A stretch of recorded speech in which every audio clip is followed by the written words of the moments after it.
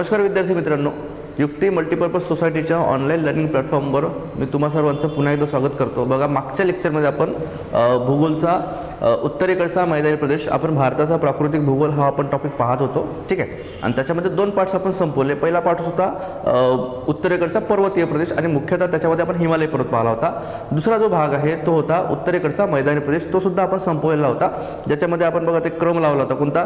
भाबर, खादर, भांगर हा जो क्रम होता तो आपण उत्तरेकडून दक्षिणेकडचा तो क्रम लावला होता। आता महत्त्वाचा भाग आहे बघा, भारतीय द्वीपकल्पीय पठारी प्रदेश, पेनिन्सुलर इंडिया जे म्हणतो आपण त्याला, ठीक आहे। तर तो द्वीपकल्प म्हणजे काय आणि कोणते कोणते काय म्हणतो, कोणते कोणते द्वीपकल्पीय पठारी प्रदेश, आपल्या पठार कोणते कोणते आहेत आपल्या भारतामध्ये, त्या सर्वांचा आपल्याला अभ्यास करावा लागेल। पर्वतांचा अभ्यास करावा लागेल का?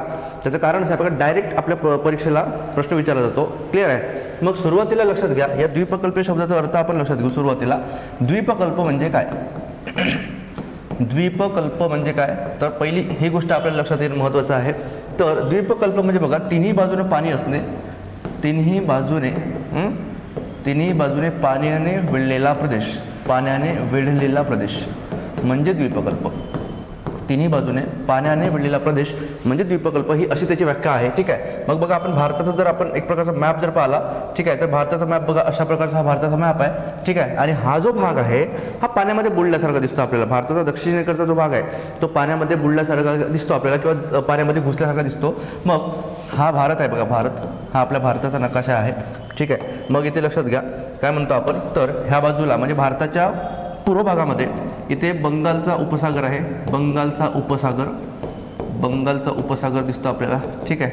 त्यानंतर भारताच्या पश्चिम भागामध्ये अरबी समुद्र आहे, अरेबियन सी म्हणतो आपण त्याला, अरबी समुद्र, ठीक आहे। आणि भारताच्या दक्षिणेकडे जर गेलो तर इथे बघा हिंदी महासागर आहे, इंडियन ओशन सुद्धा म्हणतो आपण त्याला, हिंदी महासागर, इंडियन ओशन, क्लिअर। म्हणजे तीनही बाजूने पाणी आहे आणि एका बाजूने जमीन आहे, ठीक आहे। म्हणून हा जो प्रदेश आहे त्याला आपण द्वीपकल्प असं म्हणतो आपण, क्लिअर। तर ह्याच द्वीपकल्पाचा आपल्याला अभ्यास करायचा आहे, क्लिअर आहे। तर सुरुवातीला आपल्याला काय माहीत पाहिजे, ते बघा द्वीपकल्पीय प्रदेशामध्ये आपल्याला जे काही पठारं असतात, जे काही पर्वत आहेत, ते नेमके त्याचे स्थान काय। कारण परीक्षेमध्ये असा सुद्धा प्रश्न येतो की अरवली पर्वत माळवा पठाराच्या कोणत्या दिशेला आहे, ठीक आहे, किंवा बागेलकन जे पठार आहे ते माळवा पठाराच्या कोणत्या दिशेला आहे, किंवा दख्खनचे पठार आहे ते तेलंगणा पठाराच्या कोणत्या दिशेला आहे, असे सुद्धा प्रश्न विचारले गेलेले आहेत। त्यामुळे तत्पूर्वी आपण डायरेक्ट त्या विषयाला हात घालण्यापूर्वी आपण त्याच्या आधी स्थान निश्चित करूया, ठीक आहे। मग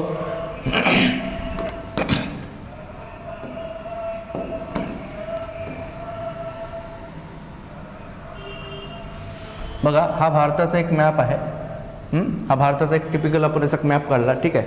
मग या मॅपमध्ये जर पाहिलो तर या मॅपमध्ये बघा, ह्या बाजूला जर आपण गेलो ह्या बाजूला, तर ह्या बाजूला एक पर्वत आहे, त्या पर्वताचं नाव आहे अरवली पर्वत, अरवली पर्वत हे आहे अरवली पर्वत, जो मुख्यतः गुजरात ते राजस्थान, दिल्ली, गुजरात ते दिल्ली ह्या म्हणजे 3 राज्य आणि 1 केंद्रशासित प्रदेशामध्ये पसरलेला आहे अरवली पर्वत, ठीक आहे। आणि अरवली सध्या खूप न्यूजमध्ये सुद्धा होतं बघा, मागच्या वेळेस करंट अफेअर्सचा भाग सुद्धा आहे, त्याच्यामुळे अरवली पर्वताची लांबी, ठीक आहे, मग त्याची दिशा कशी आहे, कोणत्या राज्यामध्ये पसरलेलं आहे, सर्वात मोठं तिथलं शिखर कोणतं, थंड हवेचं ठिकाण कुठलं, कोणत्या नद्या या अरवली पर्वतातून वाहतात, इतक्या गोष्टी आपल्याला माहीत पाहिजे, ठीक आहे।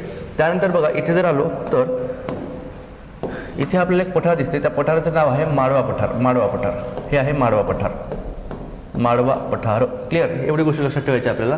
त्यानंतर इकडे जर गेलो तर इथे बघा आपल्याला दिसते बाघेलखंड नावाचं एक पठार आहे, बाघेलखंड नावाचा पठार दिसते। त्यानंतर बाघेलखंडच्या आपण उत्तरेला म्हणजे थोडं उत्तरेला गेलो तर इथे बघा आपल्याला बुंदेलखंड नावाचं पठार दिसते, बुंदेलखंड नावाचं पठार आहे, ठीक आहे। इथे छोटा नागपूर पठार दिसतो आपल्याला झारखंडमध्ये, छोटा नागपूर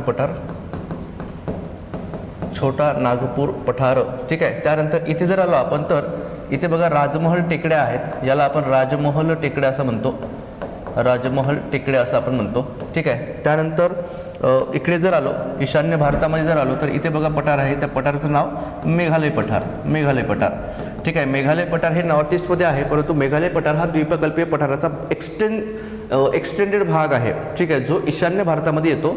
आणि या मेघालय पठारामध्येच लक्षात घ्या महत्त्वाच्या काही पर्वत आहेत, कोणत्या, गारो, खासी, जैंतिया हे पर्वत काय म्हणतो आपण टेकड्या आहेत आणि या टेकड्यामध्येच भारताचे सर्वाधिक पर्जन्यमान असलेले ठिकाण चेरापुंजी आणि मोसिनराम हे गारो टेकडीमध्ये येतात. हे गोष्टसुद्धा आपल्याला लक्षात ठेवावं लागेल. ठीक आहे. त्यानंतर दक्षिणेकडे आलो तर इथे बघा, इथे विंध्य पर्वत आहे. हा जो आहे त्याला आपण विंध्य पर्वत असं म्हणतो. विंध्य पर्वत किंवा विंध्यांचल पर्वत जो नॉर्थ इंडिया आणि साऊथ इंडियाला वेगळं करतो किंवा ते एक प्रकारची बॉर्डर आहे. ठीक आहे. त्यानंतर इथे जर आलो बघा तर इथे आहे सातपुडा पर्वत. हा आहे सातपुडा पर्वत. सातपुडा पर्वत क्लिअर. त्यानंतर बघा इथे जर आपण आलो खाली तर हा जो भाग दिसतो आपल्याला, हा भाग याला आपण म्हणतो दख्खनचे पठार. क्लिअर आहे. दख्खनचे पठार किंवा याला आपण म्हणतो महाराष्ट्र पठार. महाराष्ट्र पठार याला आपण महाराष्ट्र पठार असं आपण म्हणतो. त्यानंतर हा जो भाग दिसतो आपल्याला याला आपण कर्नाटक पठार असं म्हणतो. कर्नाटक पठार.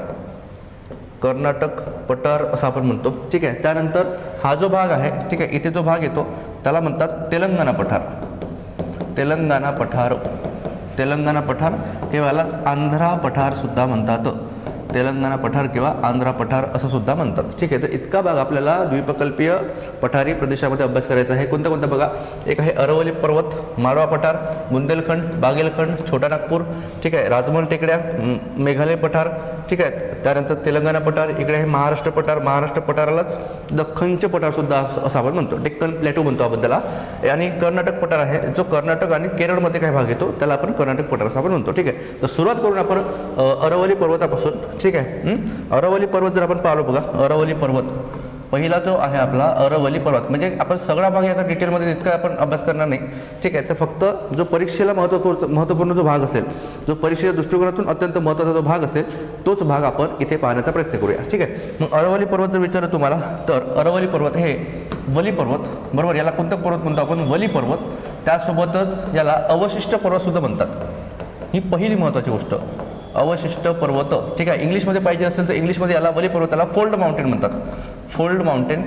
ठीक आहे. आणि अवशिष्ट पर्वताला रेसिड्युअल माउंटेन म्हणतात. रेसिड्युअल माउंटेन, बरोबर आहे. आता याचा काय अर्थ नेमका, अरवली पर्वत हा सुरुवातीला फोल्ड माउंटेन होता. फोल्ड माउंटेन कधी तयार होतो, बरोबर, दोन मोठ्या भूपट्टांची टक्कर होऊन, बरोबर, जो काही त्या नदीमध्ये जो काही गाळ साचलेला असतो त्या गाळाचं वलीकरण होते आणि वलीकरण झाल्यानंतर म्हणजे फोल्डिंग ऑफ लँड मॅसेस, बरोबर, लँड मॅसेस झाल्यानंतर त्याचं वलीकरण होते, फोल्डिंग होते आणि तिथे एक पर्वत तयार होते. मग सुरुवातीला हा जो पर्वत होता हा वली पर्वत होता. नंतर मोठ्या प्रमाणात त्या पर्वताची झीज झाली. ऊन, वारा, पाऊस याच्यामुळे मोठ्या प्रमाणात त्या पर्वताची झीज झाली. ठीक आहे. आणि तो आता सध्या अवशिष्ट पर्वत झालेला आहे. म्हणजे काय म्हणतात, अरवली पर्वत हा सध्या कोणत्या अवस्थेत आहे असा जर प्रश्न केला तर अरवली पर्वत हे सध्या जॅक्सन अवस्थेमध्ये आहे असं म्हणतात. जॅक्सन अवस्था. तुम्हाला जर प्रश्न विचारला की खालीलपैकी कोणता पर्वत जॅक्सन अवस्थेमध्ये आहे असा जर प्रश्न आला तर लक्षात ठेवायचा तो अरवली पर्वत आहे. इतक्या गोष्टी इथे लक्षात ठेवा. ठीक आहे. त्यानंतर अरवली पर्वताचं विस्तार जर पाहिला, विस्तार, हा विस्तार आपल्याला लक्षात ठेवायचा आहे दिल्ली. ठीक आहे. दिल्ली, त्यानंतर हरियाणा, त्यानंतर राजस्थान आणि गुजरात असे तीन राज्य आहेत आणि एक केंद्रशासित प्रदेश आहे. इतका तो पसरलेला आहे. ठीक आहे. त्यानंतर लांबी जर पाहिलो आपण, ठीक आहे, लांबी जर पाहिली तर ही लांबी बघा एकूण आहे 800 किलोमीटर. 800 किलोमीटर आहे. 800 किलोमीटर ही गोष्ट इथे लक्षात ठेवण्यासारखी. आणि कोणत्या याचा जर दिशा पाहिली, दिशा आपण तर दिशा बघा, दिशा ही नैऋत्य ते ईशान्य दिशेला पसरलेला आहे. नैऋत्य ते ईशान्य दिशेला पसरलेला आहे. आणि लक्षात घ्या याचा आकार कसा दिसतो एक प्रकारचा. ठीक आहे. तर हे अशा प्रकारचा आकार दिसतो बघा आपल्या कोणत्या, तर अरवली पर्वताचा. असा डमरूसारखा आकार झाला आहे. डमरूसारखा आकार झालेला आहे. ठीक आहे. त्याचं कारण बघा, मोठ्या प्रमाणात त्याची झीज झाली आहे. ठीक आहे. म्हणजे हे बघा फोल्ड माउंटेन आणि रेसिड्युअल माउंटेन जर म्हटलं आपण, ठीक आहे, तर सुरुवातीला हे पर्वत असे असतात. ठीक आहे. सुरुवातीला हे पर्वत असे असतात. हा जो भाग असतो, हा जो भाग मोठ्या प्रमाणात हा भागाचा झीज झाल्यामुळे तो पर्वत बघा अशा भागामध्ये असतो. ठीक आहे. याला आपण वली पर्वत असं आपण म्हणतो, वली पर्वत. आणि हा जो आहे तो अवशिष्ट पर्वत. म्हणजे इथे बघा वरचा जो टिप एरिया असतो, जो वरचा भाग असतो त्याची झीज झाली, त्याच्यामुळे हा पर्वत सध्या अशा अवस्थेमध्ये आहे. हे गोष्ट लक्षात ठेवा. ते आता अरवली पर्वताच्या डेफिनेशनवरून, व्याख्येवरून खूप मोठा गदारोळ झाला. ठीक आहे. आणि नंतर मग ते सुप्रीम कोर्टला ते व्याख्या रद्द करून, बरोबर आहे, ते सरकारला जे काही पॉलिसी आहे ते मागे घ्यावी लागली. इतक्या गोष्टी इथे लक्षात ठेवण्यासारख्या आहेत. आणि अरवली पर्वताबद्दल जर विचार केला, अरवली पर्वत हा बघा अशा प्रकारचा दिसतो. ठीक आहे. याची जर लांबी पाहिली आपण, याची लांबी आहे 800 किलोमीटर. ठीक आहे, दिल्लीपासून सुरू होतो आणि गुजरातला येऊन संपवतो, गुजरातला. ठीक आहे, डमरूसारखा आकार का मोठ्या प्रमाणात बघा अरवली पर्वताची मोठ्या प्रमाणात झीज झाल्यामुळे त्याचा आकार हा डमरूसारखा झालेला आहे. ठीक आहे, मग इथून काही नद्या उगम पावतात बघा. इथून जी नदी उगम पावते नदीचं नाव आहे त्याचं नाव आहे लुनी नदी. लुनी नावाची नदी आहे. इथे एक नदी उगम पावते, नदीचं नाव आहे बनास नदी. आणि ही बनास नदी ही चंबळ नदीची उपनदी आहे, चंबळ नदीची, लक्षात ठेवा. बरोबर आहे, बनास नदी चंबळ नदीची उपनदी आहे. ठीक आहे, याचा जर क्रम पाहिला आपण, लक्षात घ्या, इथं जर क्रम पाहिला तर ही नैऋत्य दिशा आहे आणि ही ईशान्य दिशा आहे. ही ईशान्य दिशा आहे. बरोबर, ईशान्य दिशा. आता लक्षात घ्या, आपल्या देशामध्ये आपण बघा, आपण काय म्हणतो, राजस्थान आणि गुजरातमध्ये काय म्हणतो, वाळवंट प्रदेश आहे. त्याचं कारण बघा, लक्षात घ्या, त्याचं कारण सुद्धा अरवली पर्वत आहे. कारण सांगतो, आपल्या देशामध्ये 2 प्रकारच्या काय म्हणतो आपण वाऱ्यांपासून आपल्या देशामध्ये पाऊस मिळतो. एक आहे बघा नैऋत्य मोसमी वारे आणि दुसरं आहे ईशान्य मोसमी वारे, ज्याला आपण काय म्हणतो साऊथ वेस्ट मान्सून आणि नॉर्थ ईस्ट मान्सून आपण असं म्हणतो. मग नैऋत्य मोसमी वाऱ्यापासून 85% किती 85% म्हणजे जवळपास 85% पाऊस जो आहे तो आपल्याला नैऋत्य मोसमी वाऱ्यापासून भेटत असतो आणि 15% जो पाऊस आहे तो आपल्याला त्याला आपण काय म्हणतो ईशान्य मोसमी वारे त्याच्यापासून आपण मिळत असतो. ठीक आहे, मग ह्या अरवली पर्वताची दिशा आपल्या देशात नैऋत्य ते ईशान्य असल्यामुळे हे जे वारे आहेत, आता जे वारे असतात ते बाष्प घेऊन येतात मोठ्या प्रमाणामध्ये. ठीक आहे, म्हणजे मोठ्या प्रमाणामधून ते बाष्प घेऊन येतात आणि बाष्प ते कोणत्या तरी पर्वताद्वारे अडवले गेले पाहिजे, त्या ठिकाणी पाऊस पडतो. म्हणून बघा, ज्या ज्या ठिकाणी जगामध्ये सर्वात जास्त पाऊस जर तुम्हाला विचारलं की कोणत्या प्रकारचा पाऊस पडतो, तर त्या पावसाचं नाव लक्षात ठेवा, त्याला ओरोग्राफिक रेनफॉल असं म्हणतात. आणि भारतामध्ये सुद्धा हाच पाऊस सर्वात जास्त पडतो, ओरोग्राफिक रेनफॉल. ठीक आहे, याला प्रतिरोध पाऊस असं मराठीत म्हणतात. इंग्लिशमध्ये त्याला ओरोग्राफिक रेनफॉल म्हणतात. ठीक आहे, त्याचं कारण असं आहे बघा, कोणतं तरी पर्वत पाहिजे त्या वाऱ्यांना अडवण्यासाठी, कोणतं तरी पर्वत पाहिजे त्या वाऱ्यांना अडवण्यासाठी. पर्वत जर असेल तर वारे अडवले जातात, त्याचं सांद्रीभवन होते आणि तो पाऊस पडतो. ठीक आहे, मग हे पर्वत नसल्यामुळे त्या राजस्थानमध्ये असं कोणतंही मोठं, राजस्थान आणि गुजरातचा जो काही भाग आहे, ठीक आहे, त्याच्यामध्ये काही मोठं पर्वत नसल्यामुळे हे वारे अडवले जात नाहीत. परिणामी त्या ठिकाणी पावसाची काय म्हणतो पावसाचा अभाव असतो आणि ते वाळवंटी प्रदेश तयार झालेला आहे. तर इतक्या गोष्टी इथे लक्षात ठेवण्यासारख्या. अजून काय, अजून इथे लक्षात ठेवा, सर्वोच्च शिखर गुरुशिखर आहे. गुरुशिखर हे अरवली पर्वतामधलं सर्वोच्च शिखर आहे. ठीक आहे, आणि इथे एक थंड हवेचं ठिकाण आहे बघा, थंड हवेचं ठिकाण. त्या थंड हवेच्या ठिकाणाला काय म्हणतो आपण, माउंट अबू हे थंड हवेचं ठिकाण आहे. ठीक आहे, गुरुशिखर हे सर्वोच्च शिखर, ज्याची उंची जर लक्षात ठेवायची असेल तर 1722 मीटर उंची आहे बघा, 1722 मीटर उंची. तर इतक्या गोष्टी आपल्याला अरवली पर्वताबद्दल, याच्या व्यतिरिक्त प्रश्न कुठलाच येणार नाही बघा. अरवली पर्वत कोणत्या प्रकारचा पर्वत आहे, ठीक आहे, कोणत्या अवस्था, विस्तार, लांबी, दिशा, ठीक आहे, त्याच्यानंतर नद्या, सर्वोच्च शिखर आणि थंड हवेचे ठिकाण, याच्या व्यतिरिक्त कुठलाही प्रश्न येणार नाही. पुढचं बघा, पुढचा जर पठारी प्रदेश पाहिला तर तो आहे माळवा पठार. ठीक आहे, माळवा पठार. क्लिअर. पुढचा आहे बघा माळवा पठार. मग माळवा पठार कुठे येतो, माळवा पठार हा मध्य प्रदेशमध्ये येतो. ठीक आहे, माळवा पठार हा मध्य प्रदेशमध्ये येतो, बरोबर आहे. आणि विंध्य पर्वताच्या उत्तरेला याचं स्थान आहे. विंध्य पर्वताच्या उत्तरेला स्थित आहे बघा, उत्तरेला स्थित आहे. आणि इथून काही नद्या उगम पावतात. प्रमुख नद्या बघा लक्षात घेतल्या, प्रमुख नद्या ज्या आहेत, प्रमुख नद्या माही, चंबळ, बेटवा. माही, चंबळ, बेटवा ह्या नद्या आपल्याला माळवा पठारामधून उगम पावताना दिसतात. ठीक आहे, तर इतक्या गोष्टी आपल्याला लक्षात ठेवायचं आहे. माळवा पठार त्याचं स्थान कुठे आहे, विंध्य पर्वताच्या उत्तरेला स्थित आहे आणि प्रमुख नद्या माही, चंबळ, बेटवा इतक्या लक्षात ठेवा. त्यानंतर पुढचा जो पठार आहे त्याला आपण काय म्हटलं होतं, बाघेलखंड पठार लक्षात ठेवा, बाघेलखंड पठार. ठीक आहे, हे सुद्धा लक्षात ठेवावं लागेल. बाघेलखंड पठार कुठे दिसतो आपल्याला, तर बुंदेलखंड पठाराच्या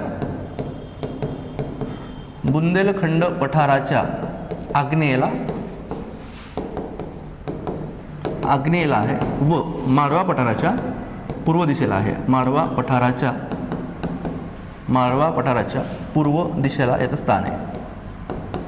ठीक आहे, हे बघा मॅपमध्ये आपण सुद्धा मग अशी ड्रॉ केलं होतं बघा. कडे हां, बागेलखंड, बुंदेलखंड, ठीक आहे. याचं स्थान लक्षात ठेवा. माळवा पठार लक्षात ठेवा. छोटा नागपूरसुद्धा लक्षात ठेवावं लागेल. क्लिअर. आणि महत्त्वाचं लक्षात घ्या, बागेलखंड पठारावर मोठ्या प्रमाणामध्ये कोळशाच्या खाणी आढळतात. कोळशाच्या खाणीसाठी प्रसिद्ध आहे. कोळशाच्या खाणीसाठी प्रसिद्ध, ठीक आहे. याच्याबद्दल इतकंच लक्षात ठेवायचं आहे. माळवा पठार, बागेलखंड पठार खूप कमी प्रश्न येतात त्याच्यावर. ज्या भागावर प्रश्न येत आहे तो खूप डिटेलमध्ये आपण घेतो. जसं की आपण हे अरवली पर्वत घेतलं बघा. अरवली पर्वत ज्याच्यावर खूप जास्त प्रश्न येण्याची दाट शक्यता आहे, पण ते आपण खूप डायग्राम सकट आपण खूप डिटेलमध्ये घेण्याचा प्रयत्न केला, ठीक आहे. पुढचा महत्त्वाचा भाग बागेलखंड, बुंदेलखंड पठार. बुंदेलखंड पठार, ठीक आहे. बुंदेलखंड पठाराचं जर आपण स्थान पाहिलो, क्लिअर, बुंदेलखंड पठाराचं जर आपण स्थान पाहिलो तर माळवा पठाराच्या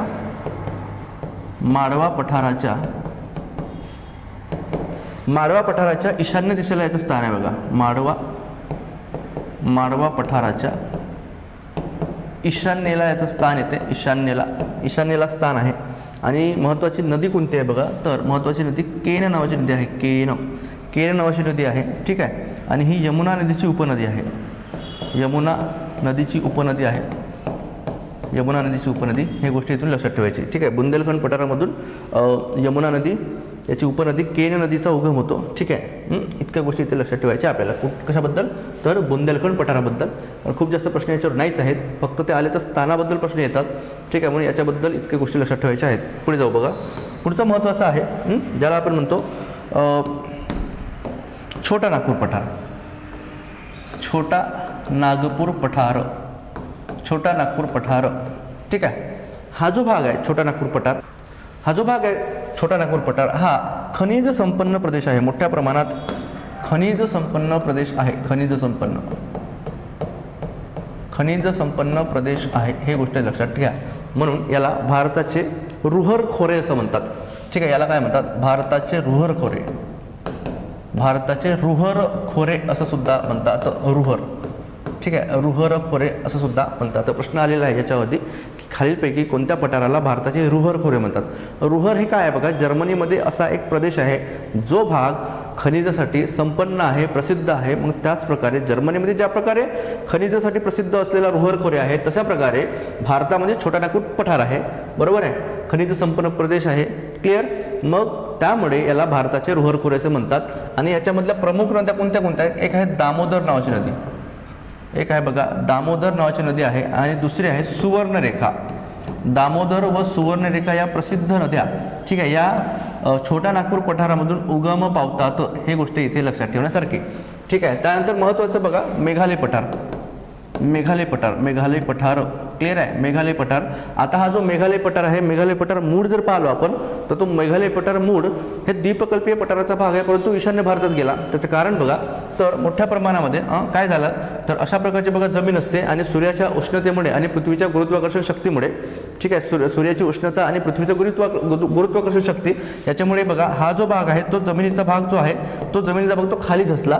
आणि खाली धसल्यामुळे बघा हा जो भाग आहे तो खाली धसल्यामुळे हे जे पठार आहे इथे मेघालय पठाराची निर्मिती झालेली दिसते आपल्याला, ठीक आहे. इथे एक गॅप पडला, बरोबर. हा भाग खाली असल्यामुळे इथे गॅप पडला. याला काय म्हणतात माहिती आहे का, तर याला गारो राजमहल गॅप सुद्धा म्हणतात. याला गारो राजमहल गॅप किंवा यालाच मालडा गॅप म्हणतात. मालडा गॅप, डालडा नाही, मालडा गॅप सुद्धा म्हणतो, ठीक आहे. मग इथे काय, इथे राजमहल टेकड्या आहेत बघा, राजमहल टेकड्या आपल्याला दिसतात, ठीक आहे. इथे मेघालय पठार आहे. आणि इथे प्रमुख टेकड्या कोणत्या मेघालय पठारामध्ये, इथे बघा एक टेकडी आहे गारो खासी जयंतिया, ठीक आहे. गारो खासी जयंतिया इथे तुम्हाला लक्षात ठेवायचं आहे. गारो खासी आणि जयंतिया इथे लक्षात घ्या. हा जो क्रम आहे तुम्हाला लक्षात ठेवा. प्रश्न खूपदा आला आहे, हा 2-3 वेळा प्रश्न आलेला आहे PYQ मध्ये जर पाहिलो. गारो बरोबर म्हणजे काय, म्हणजे मेघालय पठारावरील टेकड्यांचा पूर्व पश्चिम क्रम लावा किंवा पश्चिम पूर्व क्रम लावा, ठीक आहे. किंवा असाही प्रश्न आलेला आहे, गारो टेकडी ही खालीपैकी कोणत्या पठारामध्ये येते, ठीक आहे. मग हा जो क्रम तुम्हाला मी सांगितला, हा क्रम कोणता आहे बघा, तर हा क्रम पश्चिम ते पूर्व आहे बघा. पश्चिम ते पूर्व असा क्रम आहे, ठीक आहे. तुम्हाला पूर्व पश्चिम विचारला तर जयंतिया खासी गारो असं लक्षात ठेवायचं आहे, ठीक आहे. हा जो बघा हे आहे गारो, हे आहे खासी आणि हे आहे जयंतिया. क्लिअर आहे. आणि इथेच गारो टेकडीमध्येच भारतामधलं सर्वाधिक पर्जन्यमान असलेलं ठिकाण म्हणजेच कोणतं, तर ते आहे मोसिनराम आणि चेरापुंजी, हे गारो टेकड्यामध्ये आपल्याला दिसतात. ठीक आहे. तर इतक्या गोष्टी मेघालय पठाराबद्दल आपल्याला लक्षात ठेवायचं आहे. आणि याचं सर्वोच्च शिखर जे आहे त्याला शिलाँग शिखर असं म्हणतात, शिलाँग शिखर. आणि याची उंची हे 1961 मीटर इतकी आहे बघा. सर्वोच्च शिखर मेघालय पठारामधलं सर्वोच्च शिखर आहे, इतकं इथं मेघालय पठाराबद्दल लक्षात ठेवायचं आहे आपल्याला. ठीक आहे, मेघालय पठार. ठीक आहे. त्यानंतर पुढचा महत्त्वाचा मुद्दा बघा. पुढचं महत्त्वाचं पठार जे आपण जर पाहिलं तर विंध्य पर्वत. हे आहे विंध्य पर्वत.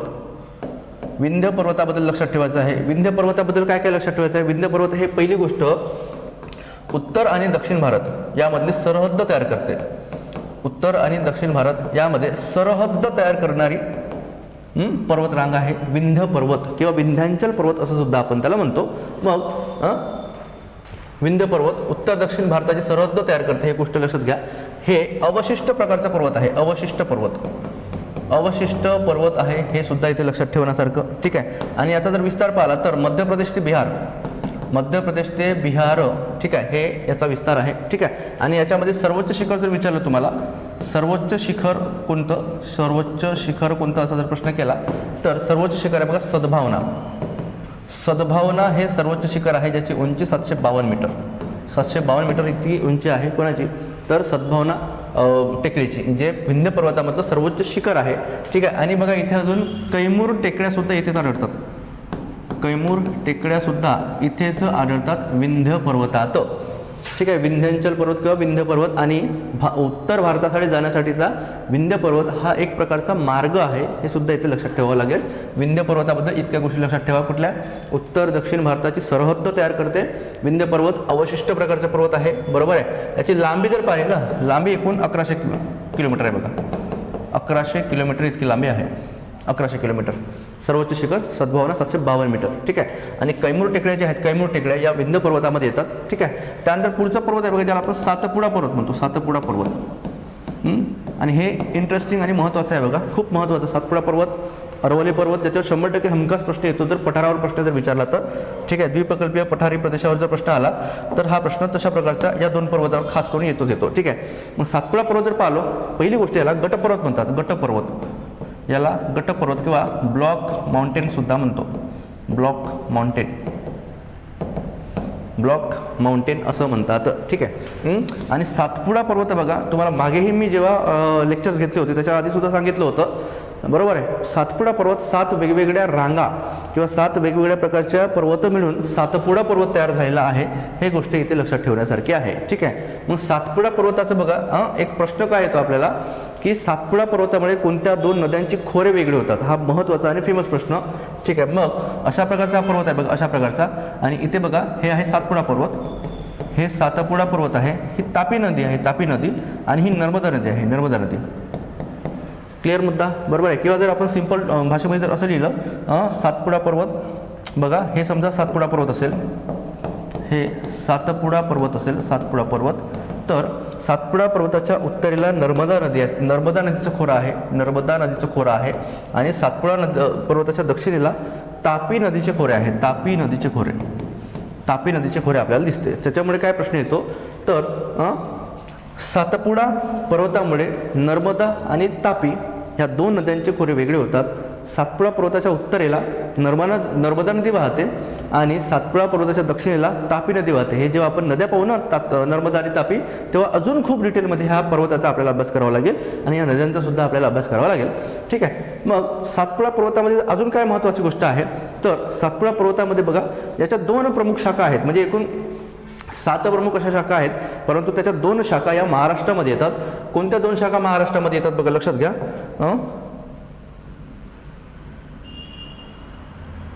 याच्यामध्ये कोणत्या 2 शाखा ज्या महाराष्ट्रामध्ये येतात, बरोबर. तर एक शाखा जी आहे ज्याला आपण गाविलगड डोंगररांग असं म्हणतो, गाविलगड, गाविलगड डोंगररांग. आणि दुसरी जी आहे ज्याला आपण तोरणमाळ डोंगररांग सुद्धा म्हणतो, तोरणमाळ डोंगर. गाविलगड डोंगररांग आणि तोरणमाळ डोंगररांग जे आहे, बरोबर, ते आपल्या महाराष्ट्रामधून जाणाऱ्या 2 शाखा आहेत त्याच्या. ठीक आहे. आपल्याला माहिती आहे गाविलगड डोंगररांग जर आपण पाहिलो ते अमरावतीमध्ये आहे, अमरावती. आणि तोरणमाळ डोंगर जर पाहिलो तर ते आहे नंदुरबार जिल्ह्यात, नंदुरबार. ठीक आहे. आणि गाविलगडमध्ये जर आपण थंड हवेचं ठिकाण जर पाहिलं, बरोबर आहे बघा, थंड हवेचं ठिकाण सातपुडा पर्वतामध्ये थंड हवेचं ठिकाण कोणतं, तर एक आहे बघा ज्याला आपण म्हणतो तोरणमाळ. स्वतः तोरणमाळ हे थंड हवेचं ठिकाण आहे नंदुरबारमध्ये. त्यानंतर काय म्हणतो आपण त्याला, तोरणमाळ. त्यानंतर चिखलदरा लक्षात घ्या, चिखलदरा, चिखलदरा. आणि अजून एक आहे बघा पचमढी, पचमढी. ठीक आहे. तर पचमढी, तोरणमाळ आणि चिखलदरा हे सातपुडा पर्वतामधले थंड हवेचे ठिकाणं आहेत. ठीक आहे. मग आणि महत्त्वाचं इथे सातपुडा पर्वतात अजून एक गोष्ट लक्षात ठेवण्यासारखी, तर एक महत्त्वाची खिंड आहे, त्या खिंडीला म्हणतो आपण बुऱ्हाणपूर खिंड.